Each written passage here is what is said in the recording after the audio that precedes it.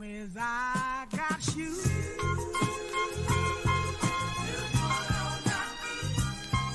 yeah, all my children tell me everything is gonna be alright. I know it will be alright. Oh, yeah. Long as I got shoes. Listen, that's a real statement today, bro. It is, man. It is. Whew. It's a real statement today, man. This week has been this week has been freeing, is what I'm going to say. Freeing. Listen, There you go. I learned this week that a lot of times when you have stress, it don't belong to you. And if you take on stress that don't belong to you, the best way to relieve that stress is to give it back to the person it belongs to. And that's true, man. What happened this week for me, sir. So I feel free. There you go. Despite this morning's technical difficulties. Well, welcome everybody to the Sabbath Morning Show. I am your host, Chuck, and that is my illustrious co-host, Zig. What up? What up? What up? What up? What up, dope? And in today's show, we will talk about voter suppression. Not dogs. Right. Voter suppression. Well, at least not that dog. We're talking about voter suppression, as well as get into prayers of hate, reparations, and the life and legacy of Earl Simmons, aka DMX. But before we get into it, go ahead and Pernell, hit him with the prayer. Oh Lord. Be with us as we minister to ourselves, to each other, and hopefully to other people. Amen. Amen. I think that's going to be it. That's going to be the prayer. Because I'll definitely be needing it sometime. Especially when we putting together, I don't know if everybody know, but like this stuff ain't easy, man. It's not. But what's not easy apparently in Georgia is going to be voting. Right. So, what was it? They have you seen this? Well, everybody's seen it. And for my folks down in the GA, in the ATL, shout out to Atlanta. Voter suppression is real, man.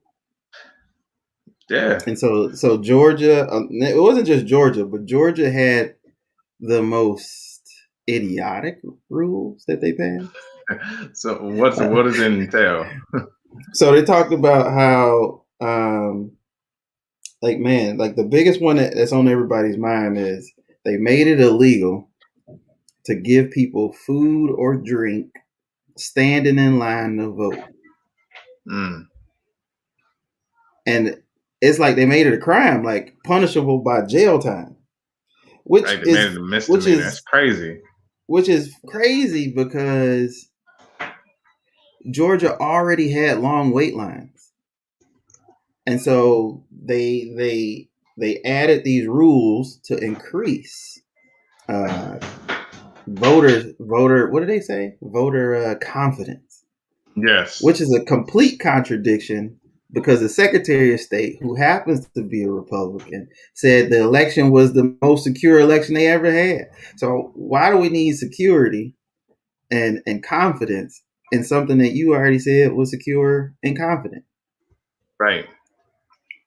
So, I mean, I don't know, man. Like, I don't know if you saw like the list. So there's like this whole big campaign. You got pretty much everybody in the world. Like, this is crazy. This is border. And is it racist?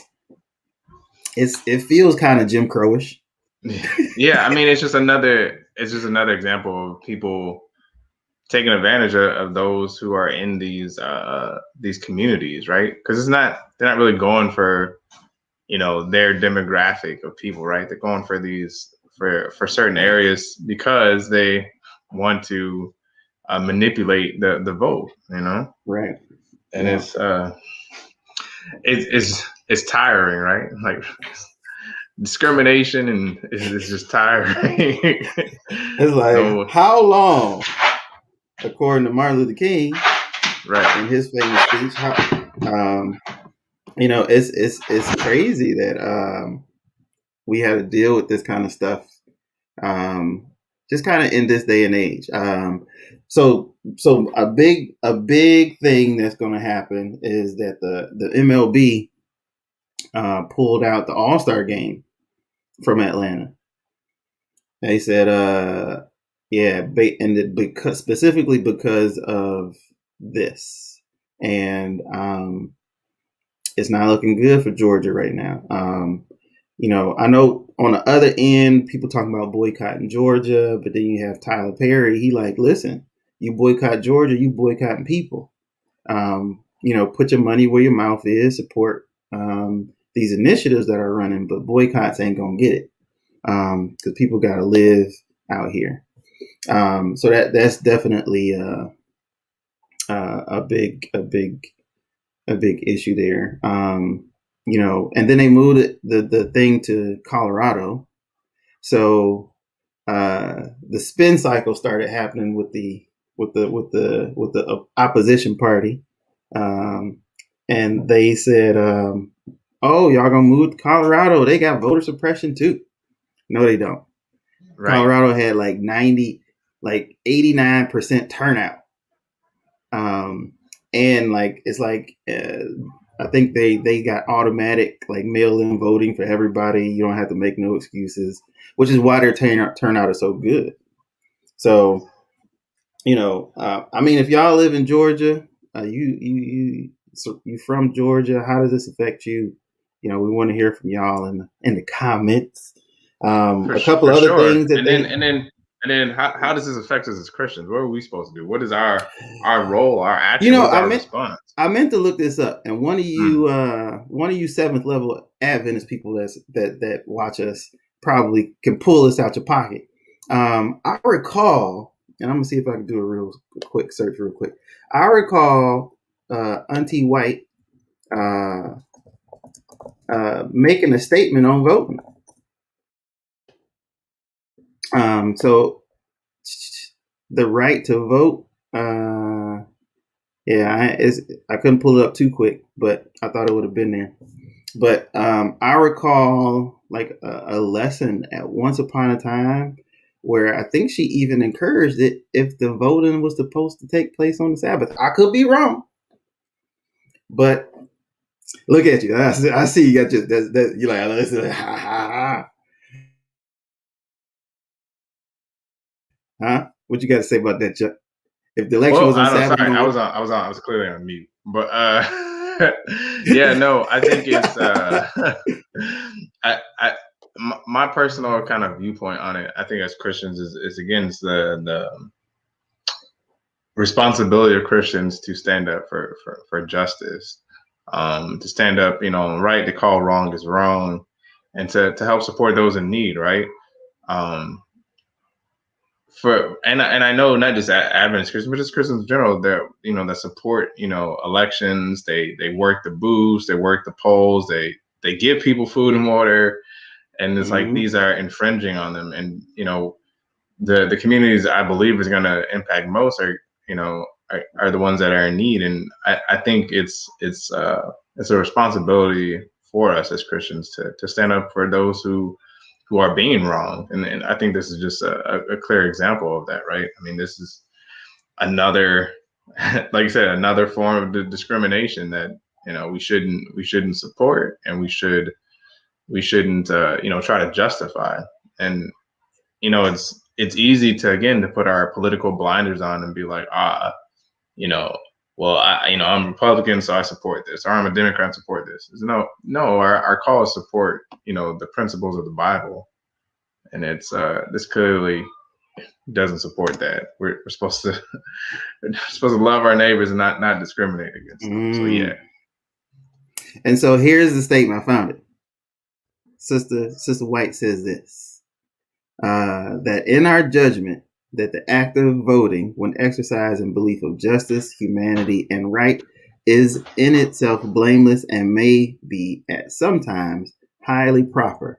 But the casting of any vote that shall strengthen the cause of such crimes as intemperance, insurrection, and slavery, we regard as highly criminal in the sight of heaven. Boom. There you go. Boom. She wrote, if you vote, keep your voting to yourself. do not feel it is your duty to urge everyone to do as you do. Yeah, man. But we definitely don't do enough of that. We want to tell everybody about voting, but not tell everyone about Christ. That's how we get down. That's how right. Which is crazy, bro. Because even the fact that I think when I looked at it, and we're not gonna go through all of them, but they created 16 basically obstructions to prevent people from voting, right? And even if you look at that guidance, right, they have to cast votes, which I think is a really good way to look at it, right? When you look at the Christian perspective, right? We cast votes on votes that politicians have cast. Right. And so by her guidance, right, what they have done, is it evil? Right? Like, is it criminal? Is it, she used the word slavery, but is it oppressive and a hindrance to other people? And, a lot of politicians do pass laws that are obstructive and hurtful to other people. And so I would say then that it's wrong. Right. For sure. And so, I think we have to hold people accountable with your vote, right? And if we can do that more often and for the betterment of each other, then there we go. Oh, there we go. 7 level in the house.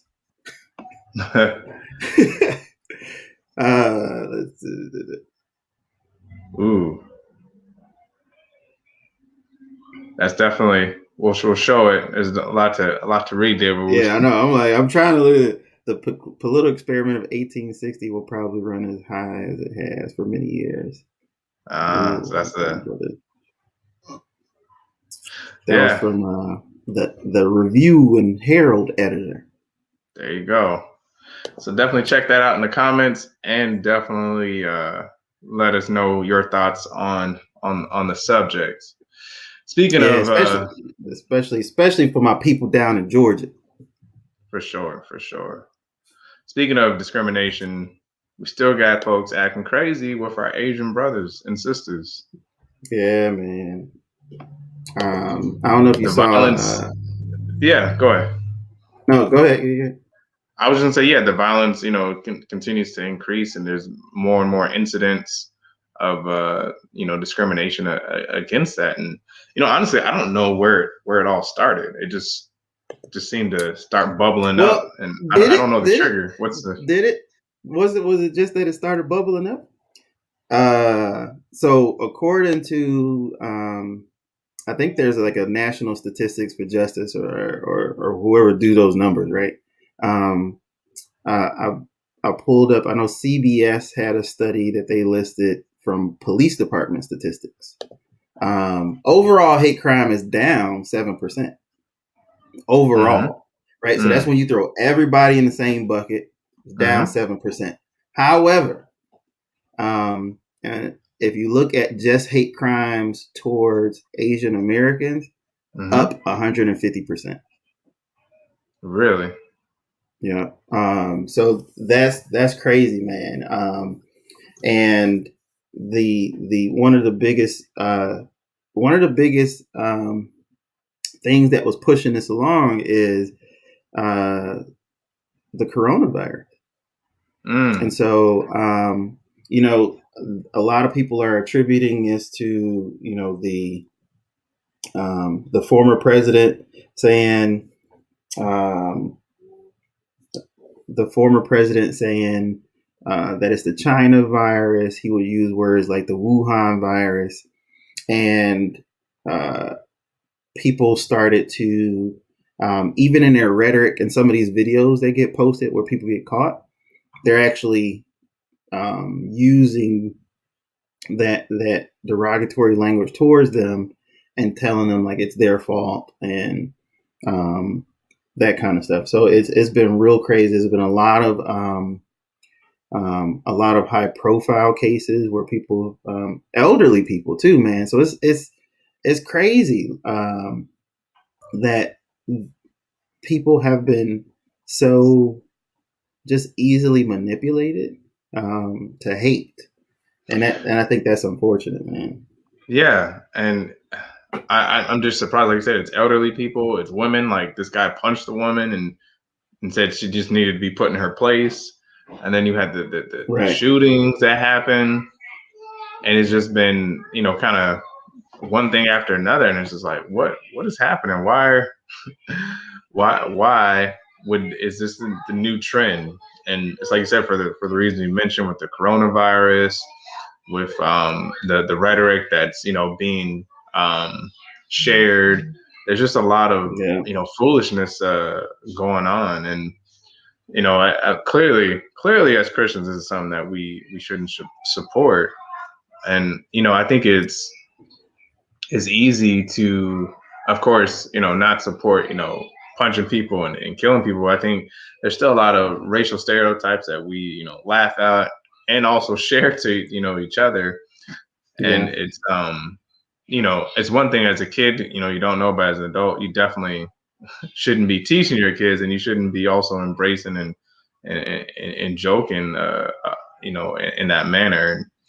It's and I think it's difficult, right? It's a mind shift change, right? Because especially as Black people, we're like, no, we know racism, right? It's easy to be like, no, I'm not racist. Can't be racist. I'm Black. But that's not necessarily the case. And I think there's definitely a lot of evidence where people are embracing this. Yeah, and absolutely, I agree that these a lot of this stuff isn't new. We just have the luxury now of seeing it happen, where before it was hidden from us. But a lot of the increase is what's happening, is new, and so it has been happening, but there has been an increase for specific groups, right? And this specific group has seen an increase. And speaking of it not being new, we're from Detroit, and Detroit had its own big profile case against an Asian American in 1982 when GM was on a decline and the plants were starting to pull out, which caused a lot of the poverty in the metro area and a lot of the white flight that took place.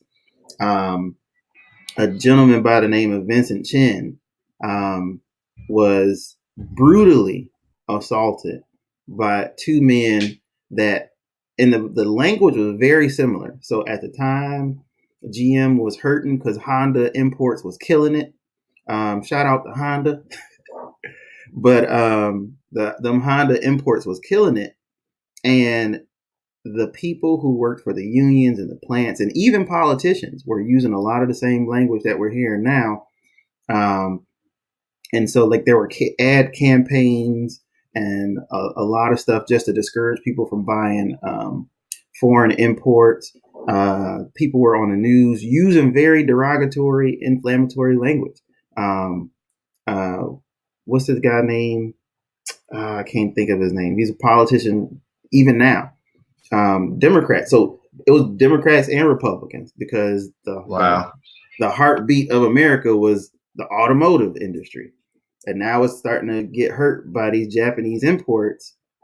And there was and look it up. I encourage you all to look it up. There's a very short documentary on Vincent Chin, that's CHIN, on YouTube. And he was supposed to get married. He was at a bachelor party. Two men followed him out and started a fight with him. Fight got broken up. They went to their vehicle and beat him with some bats. He was in a coma for about 4 days, and then he died, like essentially a week after he was supposed to be married. And so he had a lot to celebrate about, and it was just tragic. It was sad that it had to happen this way. But the thing that brought a lot of attention to people in the country, right? This was a high profile case that spotlighted Detroit, was that these two white men that had done this never served any jail time. The judge on the case, so the men pled guilty. They pled guilty. They were up for second degree murder. They pled guilty to manslaughter. And the judge in the case made a lot of crazy statements like, look at these men. They're upstanding, employed men. These aren't the kind of men you send to jail. Wow. And they gave them, I think, like 8 months probation. And so they interviewed one of the guys was pretty much a bigot. The other guy that was involved, they interviewed him and he said, I should be in jail. I pled guilty because I know I was responsible and I was brought up to take responsibility for my actions. He said, and I went to court that day expecting to go to jail. I should be in jail, but like he was shocked. He was like, it didn't happen. They were sued and made to pay restitution, and every 15 years it's supposed to be like reviewed.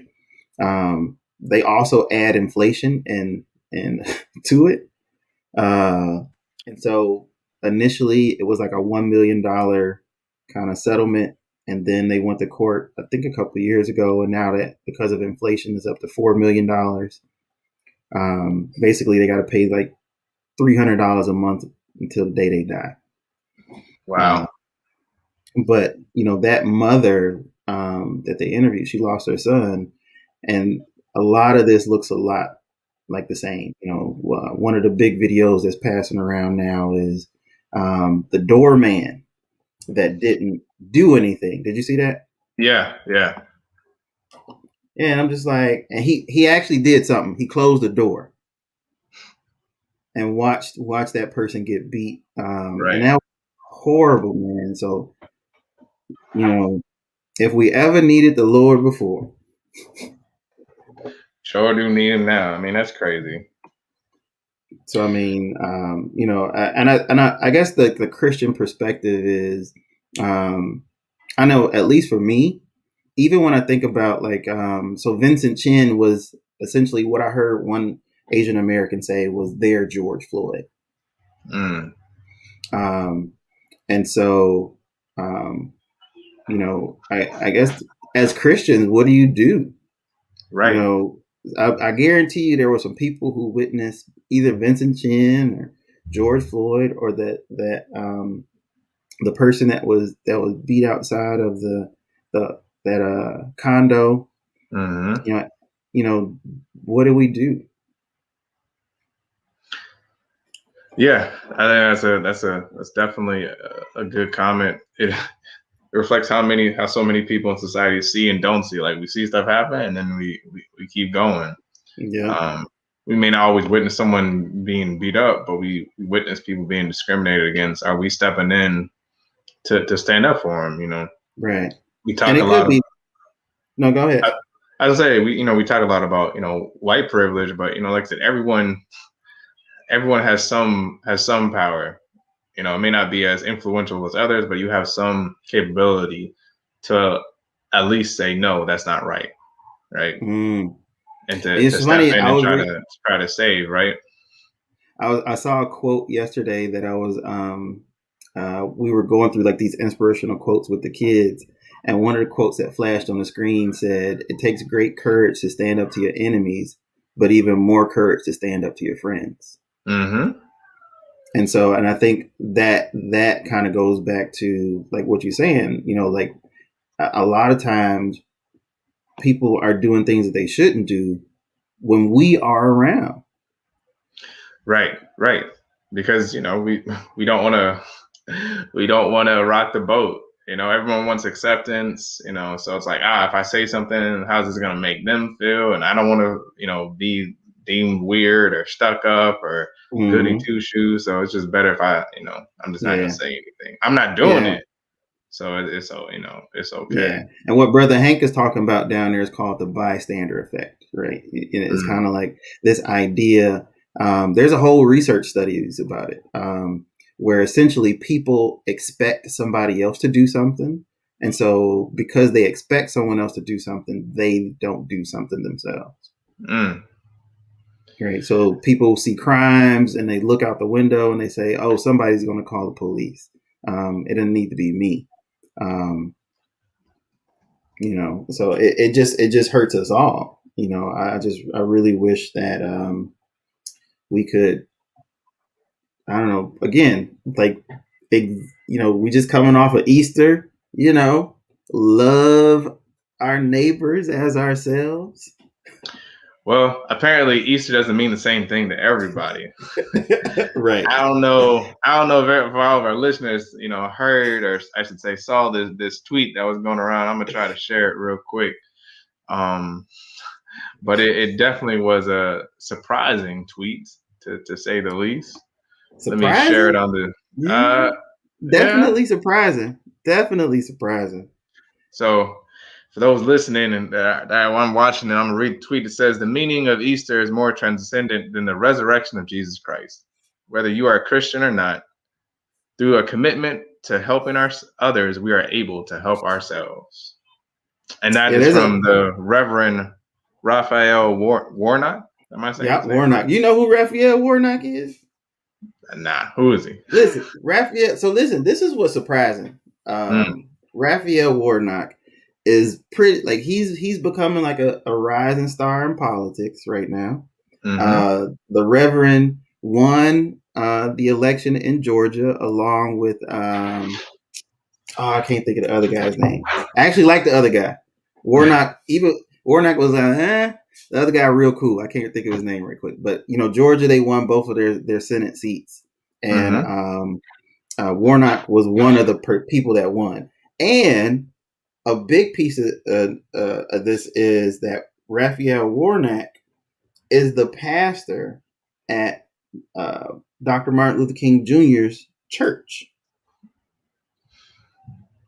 So he's a what they would call, I guess, like, he's one of those people that's like high profile. Sure, he gets a lot of airtime when he talks, right?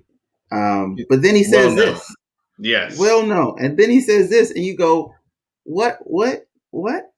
The meaning of Easter is more transcendent than the resurrection of Jesus Christ. What's okay? Let's stop right there. What is wrong with this statement, right? The meaning of Easter. Well, I guess if you break this down, I guess he's saying that Easter means something other. Like, that's a contradictory statement. Right. Easter itself is about the reresurrection. AKA again, Resurrection Sunday. He's a reverend. It's like, what kind of theology is you using, bro? I don't understand it. Now, I don't understand it. Like, a lot of people try to say, like, oh, this is because he calls himself a progressive pastor, and he's a pro-choice pastor. Like, you could be pro-choice and you could be progressive. This is just bad religion. Like, right. Like, this is like a core of Christianity. Like, it's being progressive and not recognizing, Jesus Christ's resurrection, I think is I don't think you can do that as a Christian pastor. At least that's not Yeah, one. and I think you start to divert yourself to into something else, right? And we ain't got time to get into this, but there's like another progressive. So I don't know if we'll have to get into this and do some research, but there's a progressive movement in Christianity, which is taking things very liberally to create new ideas and new meanings for things that exist, in an effort to be more inclusive. Yeah, but they like butchering it, and I think this is an example, right? Like you butchering it, bro. Like I'm definitely not as conservative as you, right? And that's okay. However, ... if any one of my friends came to me and told me this, I might have to hit you with we might have to lay hands on you. That's what I'm going to Right. And it would be different. It would be different to me if he was saying, like, oh, Easter, isn't, is a pagan holiday, and there's, all types of, a non-Christian things associated with the holiday. And, Yes. That's why, it's become bigger, but that's not what he was saying in this tweet. And that's just the first sentence. Right. Because the second sentence, like you said, like whether you're a Christian or not, through a commitment to helping ourselves, we are able to save ourselves. And I was like, bro, we're literally. Listen, I know all of us have heard about how I had sermons and lessons, and my grandmama and my mama used to have these lessons about how Easter was a pagan holiday that they mixed in with the resurrection to. All this other stuff in the comments. Yeah. Oh, yep. There you go, right there. Easter has nothing. Easter ain't got nothing to do with Jesus, and Jesus ain't got nothing to do with Easter, except for he created the bunnies. Right. And so it was like, right. Easter was this pagan thing about fertility and seasons and all kind of other stuff. But the resurrection, bro, like that's what we talk about. And then he goes on, like you said, right? He goes on, whether Christian or not, through a commitment to helping others. Yes, as Christians or not, we should help other people. But then he screws up, and he goes, "We are able to save ourselves." Like those two sentences are antithetical to the entire Christian belief system. Yeah, I mean the resurrection of Jesus Christ, and then the fact that that's him dying was to save us. Not we can't save ourselves. I mean, exactly. It was like that was part of the mission. So again, like I said, it would be different if he was like bringing out all these other elements about pagan and Christianity being compromised, like what we're seeing in the comments. But that's not what he was saying in this tweet, and it's very odd. Especially the last sentence says, "Oh, we can save ourselves." Right? That's not what we believe as Christians. We could save ourselves. We wouldn't need Jesus. Listen, to come to earth. Even my 5-year-old will tell you Jesus died for our sins. Right, to save us. Exactly. So it's kind of like, I wouldn't even know how to figure out, like, was this an emotional, like, it would look like it was 8 a.m. It was early. So it wasn't like he did it like a, and it was on Easter Sunday, Resurrection Sunday. And so like, so you was up getting ready to preach, because I think he still preaches at church. Right. So was this his sermon? I don't know. I'm wondering, if maybe he expounded in the sermon. It's hard to put 140 characters, to say your whole message, maybe. But listen, the message probably should have read something like, Jesus died for all of us, for everybody. Right. Like my man Truth said, right? Jesus is for everybody. Yeah. Exactly. And I think this is a good point. This is what happens when believers become political and try to reach everyone. It's like we can. But you don't have, and that's the crazy part. I agree. I think this is where you try to please everybody. I don't think it's where you try to reach everybody, because I think Jesus has a message that does reaches everyone. Right? The concept of loving your neighbor as yourself. Boom. Perfect message that's applicable whether you are Jew, Greek, Gentile, whatever, All the above. Muslim, Hindu. It don't matter. The message, the life of Jesus is universal, or at least that's what I believe. Oh, absolutely. But it's like you said, So when we're trying to adapt the word to make it more, attractive and pleasing. And yeah, this is reading the comments. This is a reason why we need to stay in the Bible ourselves, because people mix, they be mixing stuff in. Well, listen, he is not the worst offender. I think even with his pro life stance, there's another Reverend out there that's making big news. Reverend Brandon Robertson. He is I think he considers himself an openly queer preacher. That brother, pray for him. He has a sermon, and he does like TikTok videos. I feel like that's just a dangerous slippery slope by itself. Now everybody's Zalela Talk. Shout out to Zalela Talk. She be out there spreading the word, but not everybody is hurt, man. Yeah, and he got this message out there. He did two things that was real crazy, and I think we're gonna have to get into this. He did a video about Jesus being a liar. Wow. And a racist. See, and I was like, foolishness. And again, he using it to adapt to his own audience to show like, he said something to the effect of God lied in the garden, not Satan.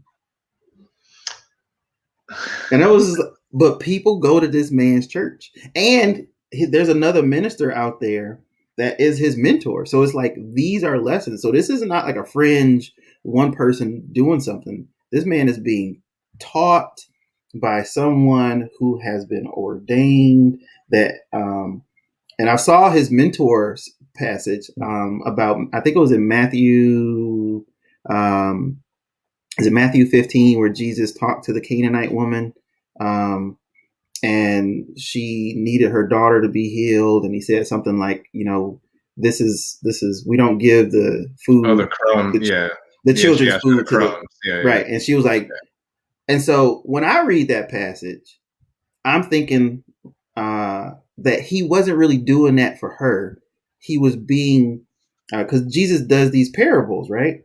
Like he was making a point, right, to his disciples, not to her, because the disciples was like, send her away. And Jesus like, we just fed all these people. We just gave them a message. We just fed them all this fish and bread. And this lady comes begging, and it's like, she's a Canaanite woman, man, get her out of here. And Jesus was like, oh, I guess my message is just for the Jews. Right. And like and then she was saying like, nope, even like you said, like even the dogs will eat the scraps, right? That's a whole sermon for one of you wannabe preachers out there. You welcome. Just give me the crumbs. Right, just give me the crumbs, and I'm good.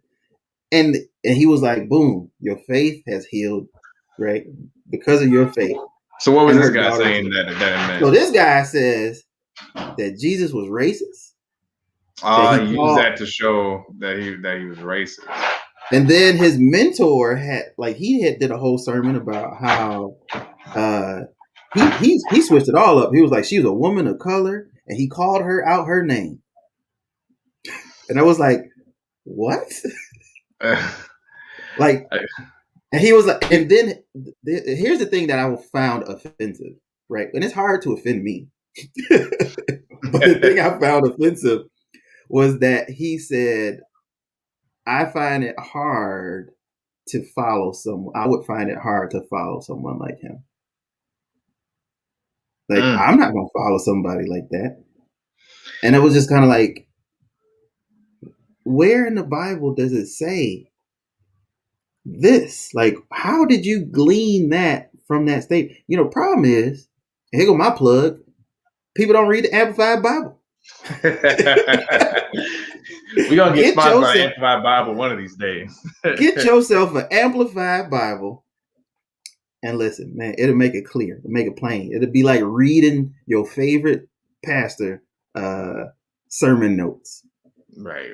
It's it's crazy right now. People have been real reckless, with how they're supposed to be spreading the gospel and how they're interpreting. I mean, case in point, this week there was all this backlash about this woman's devotional. I don't know if you had seen it. There's this woman. Let me see if I can bring it up. She the prayer, like, help me to hate hate white people. That was her. That was a devotional, and I'm not exaggerating the content. This is the devotional. It's called a Rhythm of Prayer, by Dr. Barnes, and within it there is a section where she says, "Dear God, please help me to hate white people." See if I can bring it up.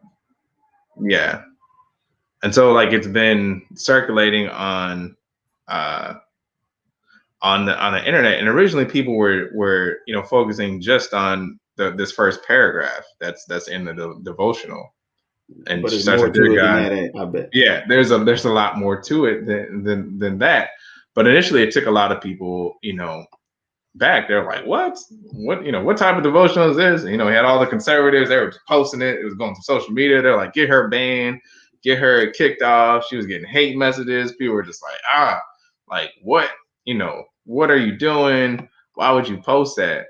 But like I said, there was more to it, and it was within initially. All she said, she was like, I guess you guys haven't read Psalms. That was her only response initially.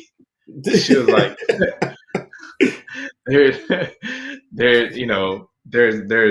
was kind of her reference point, and her point was that was her feeling at the time because she had love for white people, and that's what kind of message was. But she kept being disappointed in all the different things that have been happening through within the last couple of years, George Floyd, all the cases. She was just like, why do I still love these people even though they don't love me back? Right. That was the basic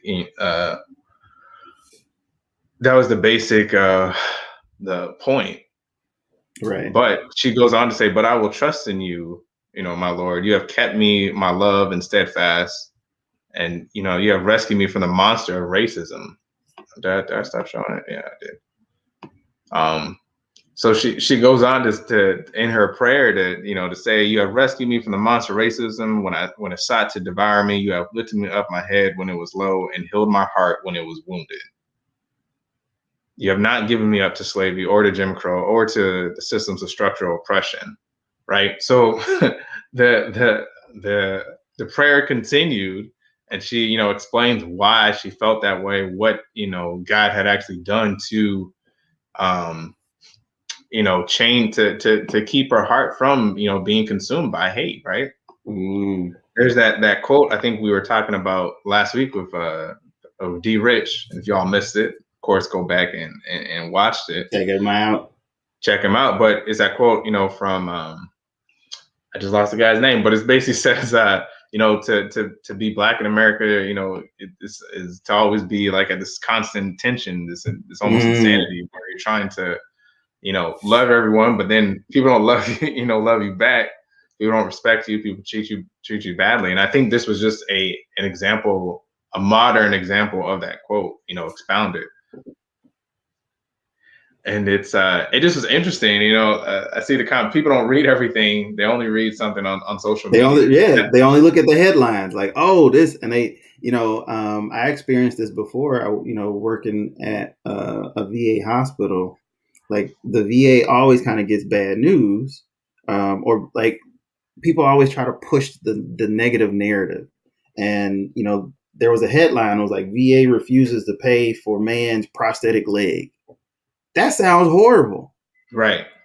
But then when you actually read the article talked about how he got all his work done at an outside hospital.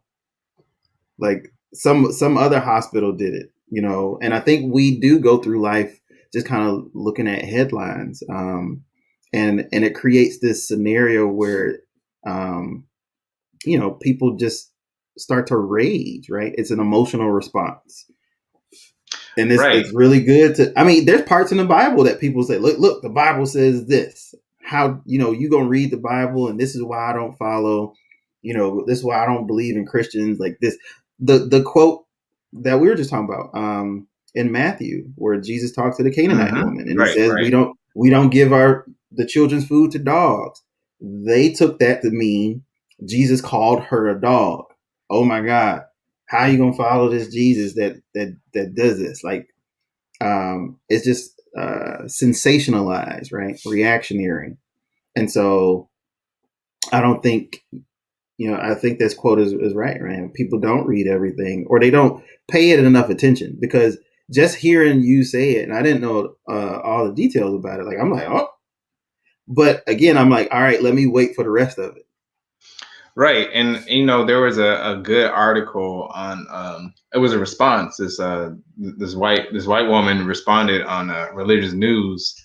And she basically went through kind of the same thing, where she was initially, she said, this prayer made me uncomfortable, but she was like, I began to understand why someone like her would long to hate someone like me.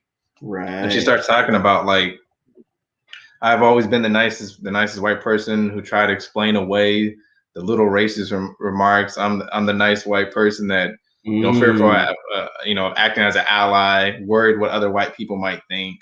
I'm the nice white Christian who has done little to repent or practically love the vulnerable around me. And she was saying, what if I'm instead imagine myself as a part of the Egyptian army, right? Those complying with Pharaoh's wishes to capture the Israelites. What if I was, looking at myself as the religious leaders during Jesus' time who were trying to tamper down, his message and stop him. And, she looked, kind of from the inside and, and to see where she was, not at fault, but, accountable. And then she was saying, if you do that, then you can understand why the Dr. Barnes would have that prayer. Right. But to your point, a lot of people just read the headlines and just be like, this woman's racist, she's not Christian, da da da da da. But there's definitely more to it. And so let us know your thoughts on it. What do you think about this? Was she out of line? We have a quote here from his book, Strength to Love. Life's most persistent and urgent question is, what are you doing for others? As Christians, what are we doing for others? Are we actively living and leading others to Jesus? And I think that's the call, that's the challenge. Now, I think that is a challenge, right? Matthew 28, right? To go and make disciples and to, live a life that reflects Christ. Absolutely. And Martin Luther King has a similar quote too. And so I'm trying. I actually had the quote memorized because I used it in my. I used to use it in my email text. But yeah, I think that's absolutely correct. Right? It's kind of what are we doing for others, which kind of goes back to our original message too about like the voting stuff or like Asian violence. Or violence against anybody, right? What are we doing for other people, and are we using the tools and gifts that God has given us to do that? And in a lot of cases, the answer is no. And that's the unfortunate thing, man. It's just. Go ahead. No, I'll say and I agree. It's disheartening, but the good news is that there are some people trying, right? There was that news story that you had mentioned to me about the Catholic Church giving reparations. What was that about? Yeah, man. There's a Catholic church. not the Catholic Church, but there is a Catholic Church, and there's a city in Illinois, Evanston, which is near Waukegan, which is near the Milwaukee border. So they are giving out $100 million. $100 million. So not per person. I was like, how much? Listen, I'm black. Not per person, but they're using this to go to like anyone with a lineage from that city.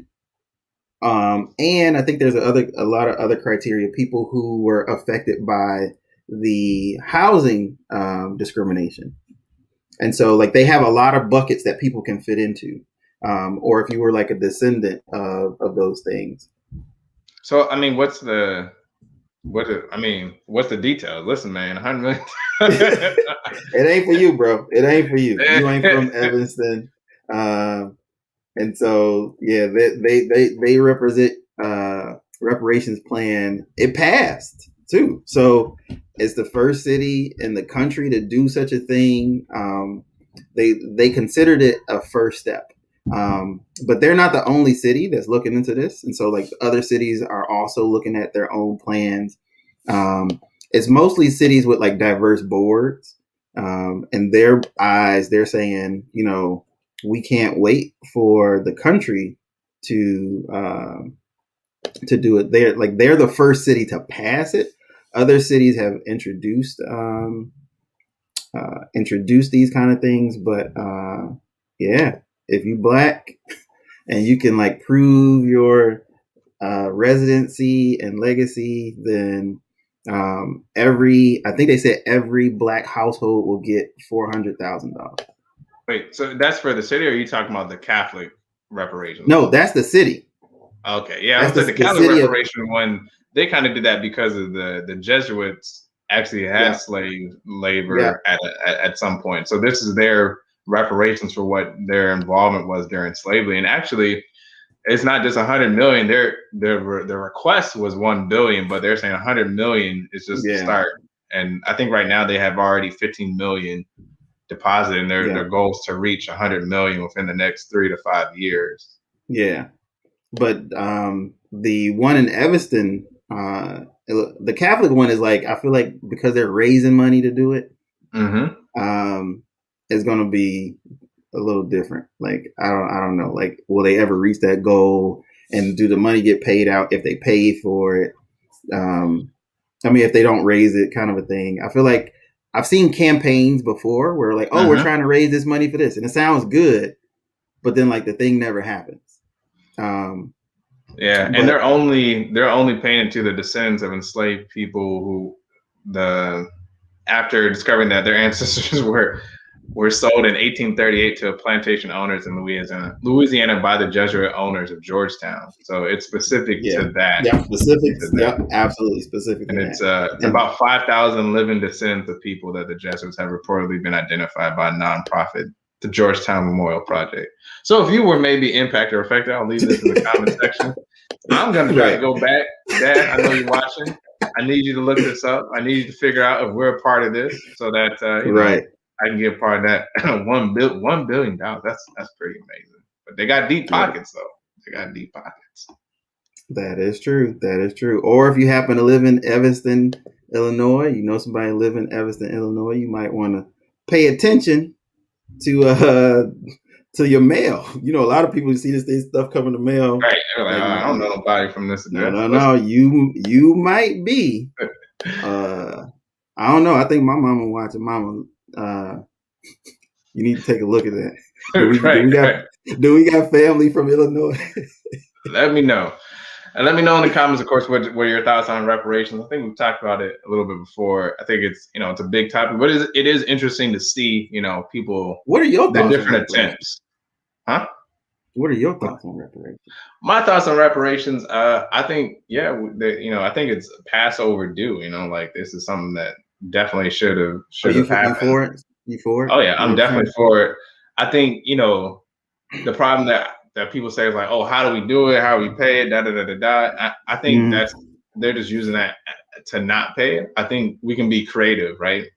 I mean, I won't say an easy, but I think a solution, right, would be like if you're African American descendant, trade school, college paid for, right? That would be if people don't want to necessarily get that money, mama. There you go. I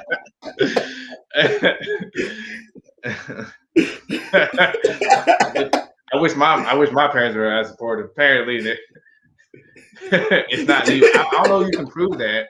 Let's do some research first. But right.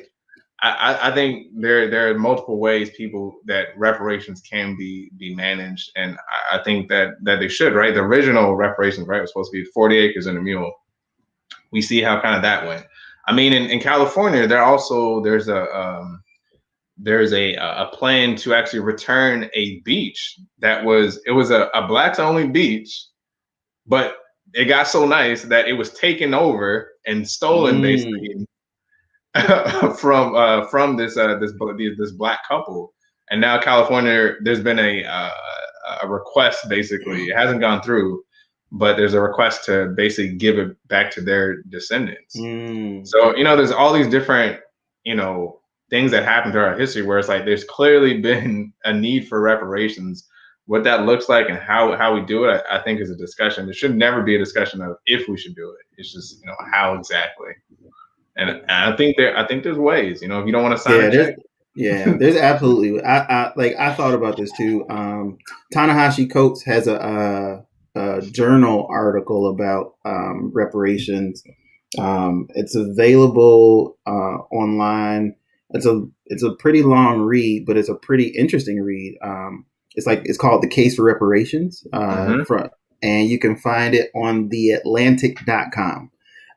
But he makes a really good case about why we should do it, and even talks a little bit about how it can be done. I agree. Like, you can do it. It doesn't necessarily have to be a cash thing, where everybody gets a check kind of thing. It could be tax breaks. It could be, just like our Native brothers and sisters, like, they're exempt from a lot of stuff. Right. But that doesn't exist for Black people. Education is free for Native Americans specifically. Like, they don't have to pay to go to college. They go to any college they want to. And which is great. And I think the thing that makes it hard for me when I look into reparations, I agree with you 100%. The thing that makes it hard for me is the fact that slave owners were paid reparations. For loss of property. And so that's terrible. That's what gets to me, right? So it's not like they're trying to figure something out and it's like, oh, well, it's not going to be fair to other people. It's kind of like, it's this idea, and we talked about this too, related to like tithing in churches, right? My whole kind of thing is like, so we got these conferences set up and we pay tithes, but these Black churches are not always at the same level as their state conference counterparts, and we're paying into a system the same, but they've already had a head start on just establishment of systems and building out funds and schools and all kind of stuff. And I think it's the same thing for us as citizens. So it's like, yeah, we do okay, we do well, but when you look at the list of millionaires and billionaires in this country, and even around the world, right? Black people are on the short list. Right. And, you bring up a good point about the conferences, from the fact that, they did that, at least in Michigan, there was an effort, I think they call it reconciliation. I forget the exact name, but it was under the Statement of Reconciliation. They had this joint online service between the Michigan Conference and the Lake Region Conference, which is the regional, AKA Black conference, and Michigan is the state, AKA white conference.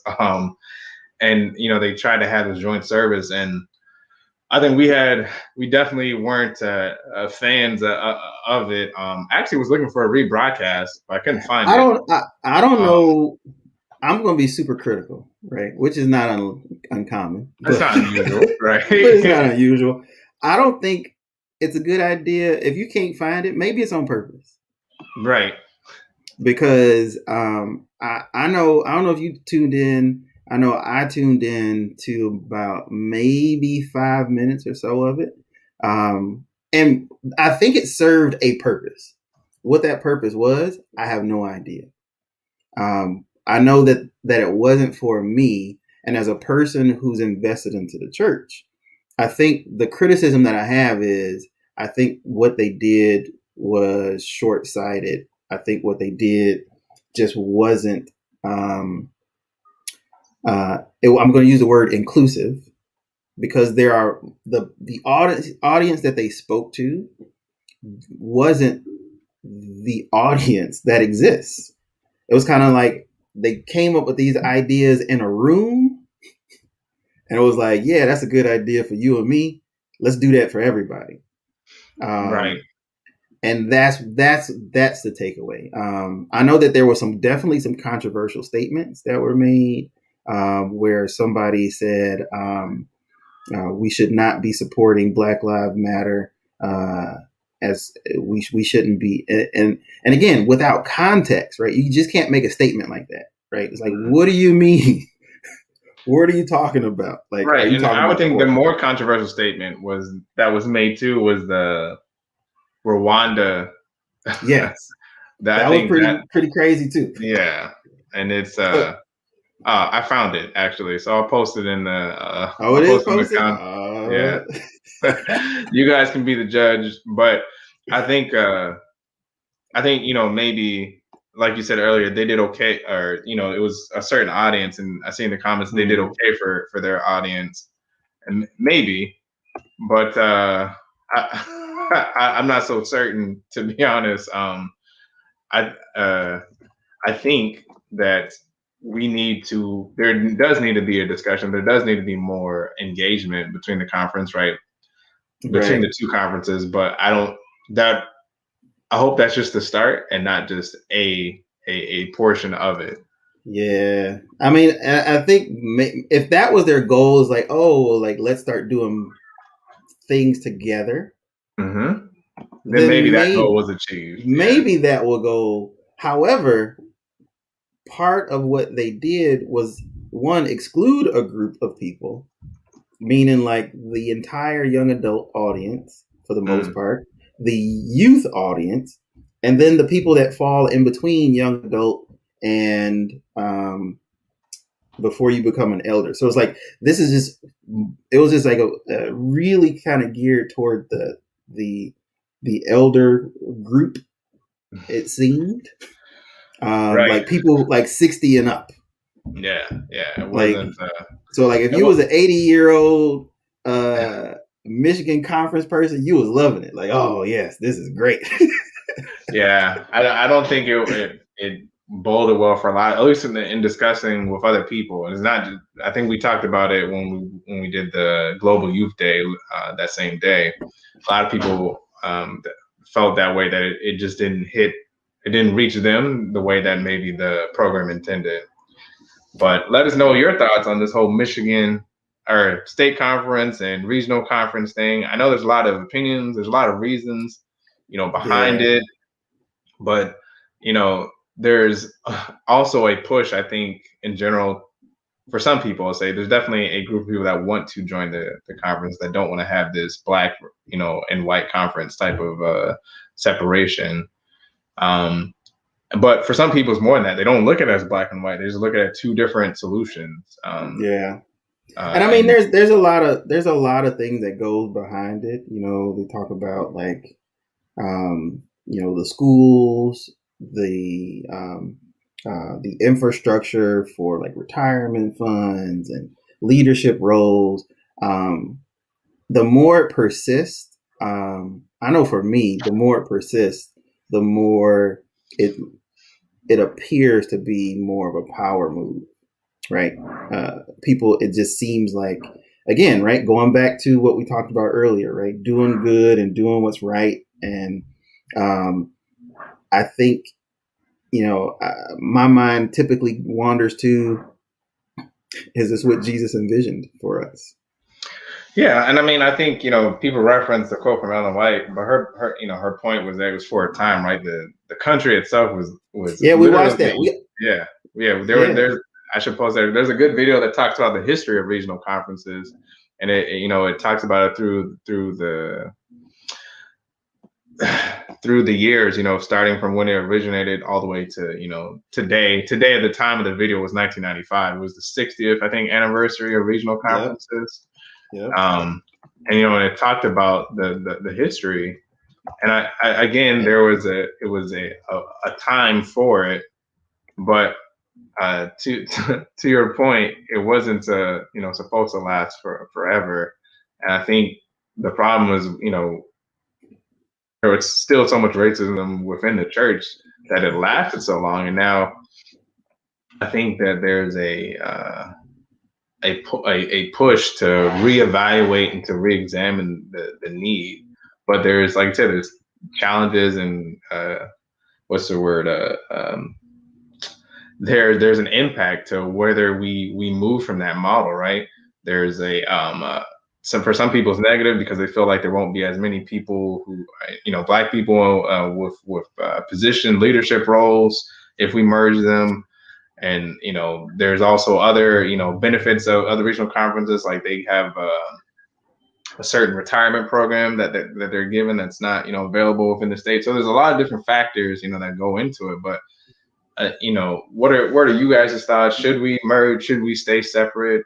Is it racist? Is it not racist? We want to hear from you. We want to know what you are thinking on that. And it's let our powers combine. Exactly. Yeah. There's instances of it in California. California is a example where they don't have separate conferences. It's just one. But there's definitely places where that's not the case, and there's a lot of sad to say that unfortunately the Adventist Church has a history of racism, right? The notable case of the woman that was refused treatment once they figured out that she was Black. They kicked her out of the Washington Adventist Hospital, and then by the time she got moved to the other hospital, she died. So there's a sad history involved with that. So hopefully, just for the record, heaven's not going to be segregated. Right. In case you're wondering. Exactly. In case you're wondering, in case you have doubt, it's not going to be like that. So. But as we close the show, we want to end on one very notable topic that happened this week. That was the passing of DMX, aka Earl Simmons. He unfortunately passed yesterday after a drug-induced heart attack. Yeah. Putting a picture of him, DMX. And the DMX was for those who don't know, he was a rapper during his high point. I would say the late 90s. That he was an interesting figure, man. Like he would pray on his albums, he would pray at his concerts. He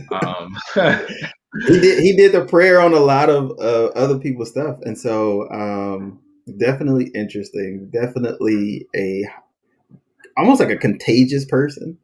Right. Yeah. He had this energy about him. Right. Yeah. And he wore his struggles. That's what I appreciate about him. Right. He wore his struggles. And I don't know if you saw this, but there was a video posted this week about how somebody tricked him into getting hooked on drugs. Yeah. He because he unfortunately died because of a drug overdose. But he said in that interview he was 14. He had never done drugs, never done any of that. And the person who introduced him to rap, who got him started, rapping, gave him a drug that was laced with crack cocaine. One of the most addictive drugs, and that he said created a monster. And he never, unfortunately, it seemed like he never shook it completely. Right. The life of DMX and through his music and even in his interviews was you could see him battling a lot of his issues, his struggles, his demons, right? He talks about it, right? In his music and in his interviews. What I didn't know also about his life was how he had a very abusive childhood, physically abusive. He said like his mom like once beat him until like she knocked his teeth out as a child, and to the point where they finally removed him from her house.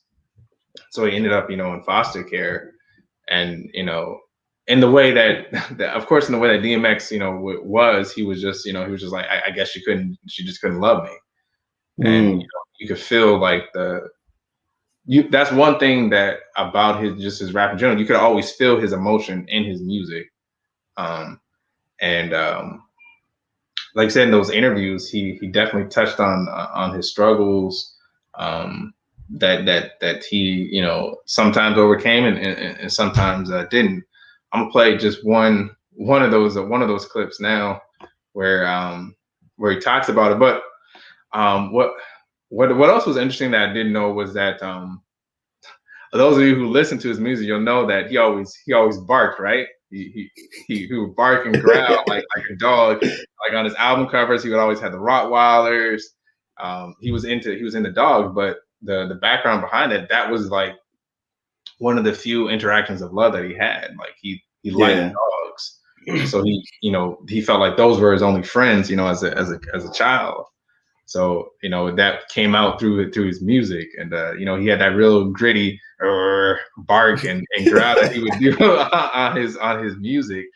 But let me play this clip that I actually really liked, that talked about his struggles with just in life. Let's see. Hopefully it comes through clean. Whenever I went through something, it brought me closer to God. And I stayed into something. So now I'm closer to God. But being closer is hard. The attacks get stronger, become much harder to fight, and they last longer. But that's what it's always been. Joy with the pain, dark with the light, sun with the rain. But with the right perspective, there can be something to gain. Look for the good and the bad, not the sun when it rains. Right. All right. And that was kind of his perspective. You could see like he recognized all the different things he had been through and things that he was still going through, and it just was I was real sad to see that that's the unfortunate that was that addiction was still the final thing that that took him out. And it's I think his life was, an example of many things, and it just showed, I think a lot of times we look at people with addiction like, man, why can't you shake this thing? And it's like, it's deeper than that, right? Yeah, it's a whole system of issues that it doesn't resolve just with quitting the addiction, right? But because in a lot of people's cases, the addiction is just a coping mechanism, right? To deal with the trauma, the abuse, the neglect that people go through. And I think that's kind of where he fell in. And so you have this damaged person who was looking for a way out and found it. But then unfortunately, the person that gave it to him, gave him the way out, also gave him this addiction. Right. And that's crazy. And it's, yeah, you're right. It's trauma you're seeing in the comments.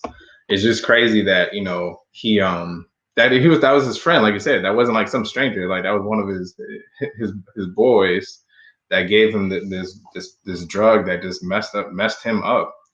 And it's I think he had just came out of rehab not so long ago for it. But yeah.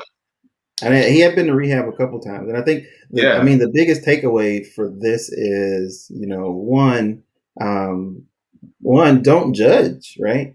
Right. I think a lot of people especially I guess for our culture, right? So people judge, rap music and judge the rappers themselves, and they judge the people that listen to them.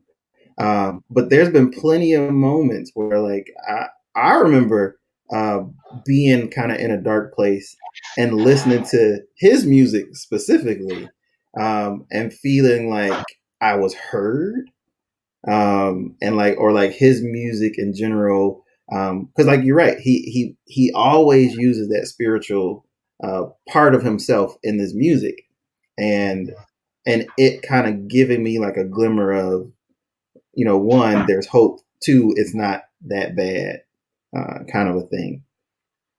Right. And, I think that's definitely the case with his music. I mean, he definitely tried to leave a message, and especially, I would say toward probably the later albums that he did, he definitely, and even his social media, like one of the videos that's been circulating was he was giving like a Bible study, and he was talking about, he was like, there's nothing stopping you from accepting Jesus today. And you know how he talks, right? Like, yeah, he raps like how he talks. So there's nothing stopping you from accepting Jesus Christ today, so you should do it. And it is, he has that high energy about him. And listen, I say, like, he reminds me. I don't know if there's this Hispanic brother who got like tattoos all over his face and everything. And then when you see him, he's like, Jesus Christ. Oh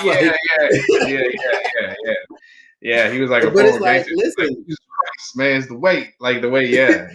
And I mean, but again, it's kind of like, I think heaven will be filled with, like you said, right? Heaven won't be segregated. And like my man True said, Jesus is for everybody, and it might not always look like you. And I think it's interesting that people try to hoard the gift of Jesus when it's meant to be freely given. Right. So I think it's amazing.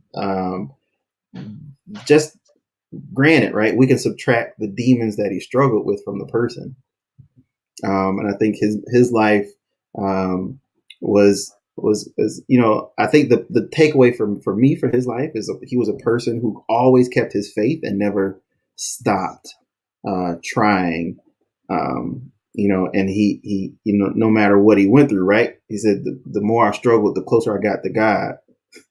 So the more I struggled, the close, the closer I was to God, right? And yeah.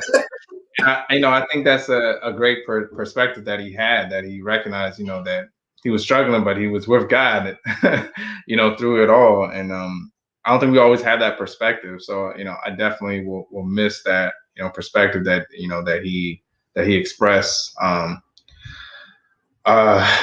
It's we're not talking about Tekashi 69, talking about DMX. No. DMX, Earl Simmons. No, not in my house. We don't talk about Tekashi 69. Only DMX, man. He definitely, of course, was a rap legend, and will be missed. And to end our show, I want to end with actually one of his prayers. I'm gonna show that really quick. It's not it's a little bit long, but it's worth it. It's good. So let me go ahead and bring that up. Now I got like that slipping, I'm falling. Like it's like looping, it's been looping through my head for like the past 2 days. Right. Yeah. No, I mean, his music was powerful and long lasting, man. Don't get me started. God, I am just learning how to pray. Bear with me. First, I thank you for the life of everyone that's here with me. Then I thank you for the love you give me. Why? I don't know. I don't deserve it, and it hurts inside. Many a nights I cried and called your name out loud, but didn't call you when I was doing good, too proud. And still you gave me love. I wasn't used to that. Most of the people that gave me love ended up taking it back. That's something new to me. So I'm asking you for time to adjust. Let me make it there. I will be one you can trust. What I stand for, I put my life on. I do. I guess what I'm asking is, show me how to stand for you. And I will rap for you, sing for you, reach for you, preach for you, teach for you. Love you like you love me, unconditionally. And I will always be prepared for whatever the mission will be. Give the nutrition to me, and I'll properly digest it. When I give it back, I will show you word well invested. And whenever I go, before I go, let me give.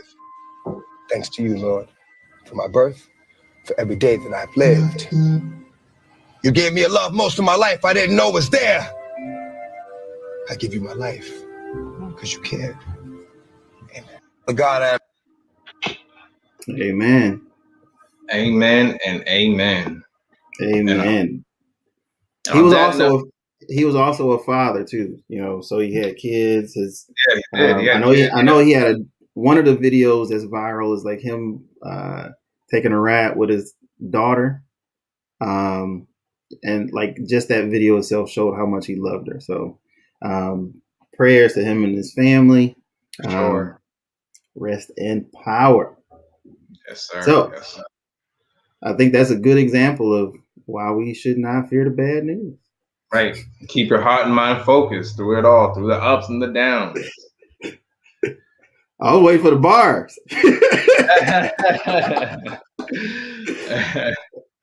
And always trust in the Lord. With that being said, we are two Christian brothers, and we are out. Thanks for watching. Go check us out on the podcast. Right. Like, subscribe, share. You know what I'm saying? We got to get these numbers up. We love y'all. Peace. Peace.